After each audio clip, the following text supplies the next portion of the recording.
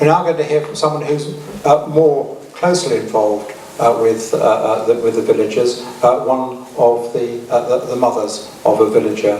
Jackie Rees-Johansson has kindly agreed to say a few words about how things are impacting upon her and her loved one. Good evening. Thank you very much. I don't think I'll be so eloquent as my friends here, but I'll try and say a few words. So I'm a mother. Our daughter, my husband and I have a daughter at Botton Village who's been here since 2010. It was a long journey to find the right work placement and the right living placement. It took us 2 years while she was at college. And after seeing many places, some that our daughter loved, but they wouldn't accept her, some that they would have had her, but she didn't like, and so on and so on. Anyhow, we ended up at Botton, had a week's trial, she loved it. I said to myself, don't send her to the weavery, she'll be bored, stiff, and she'll never want to go. And the first half hour we were there, they said, and we've set Lucy up for afternoons in the weavery. I thought, oh no. And Lucy loved it, and she still loves it, and she's a very, very good weaver, I think. And I think it's her Norwegian genes, because it's nothing to do with me. So she arrived at Botton. She was blissfully happy the first 18 months, 2 years. And there was then the evoked review of the social services, which was obviously very upsetting. And since then, things really haven't been the same. I think that one of the most special things about Botton is shared living in a family setting, having the privilege to share your lives with other people that you learn to respect, that you have to look out for, that you can help, that you can comfort. You can get annoyed with them too, and very often one does, and have tiffs and arguments, but that's life. And but knowing that you're appreciated and you're cared in a safe, normal family environment. Not everybody today, sadly, has that privilege for various reasons, but I deeply and truly feel that the majority of us, given the choice, would wish for a safe and happy family environment.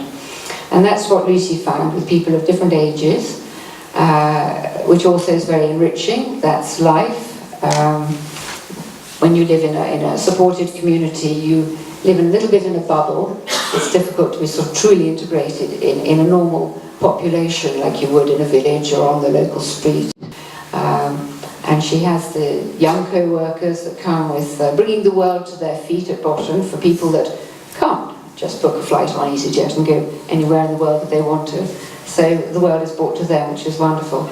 And the long-term co-workers, which bring such an amazing sense of stability and continuity without anyone really knowing about it.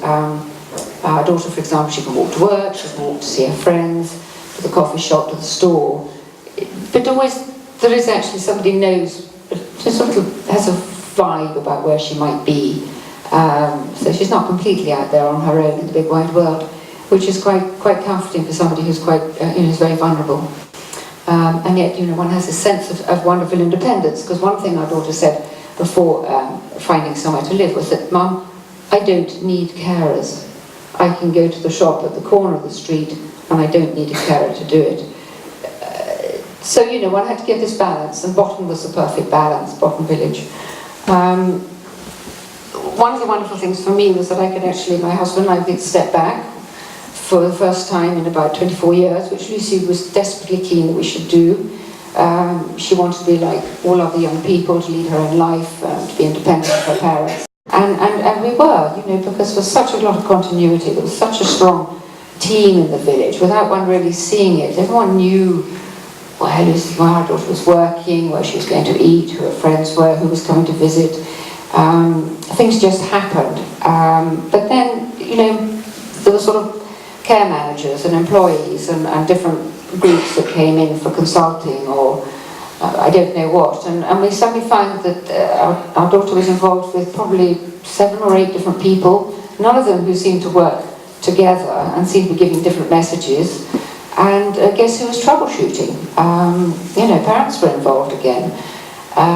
Same applied with finance, actually. That's probably, you know, the social service rules, but personalisation. But suddenly we've actually gone back 12 years when it comes to independence with finance. Whereas before, there was a wonderful system at BOTTON where the villagers, I think, felt very sort of independent about their own finances without the burden of actually doing a large financial transactions and getting scary letters saying, you know, if you can't pay the bill, don't worry, we'll put you in touch with the debtor's office or something like that, which is quite scary sometimes.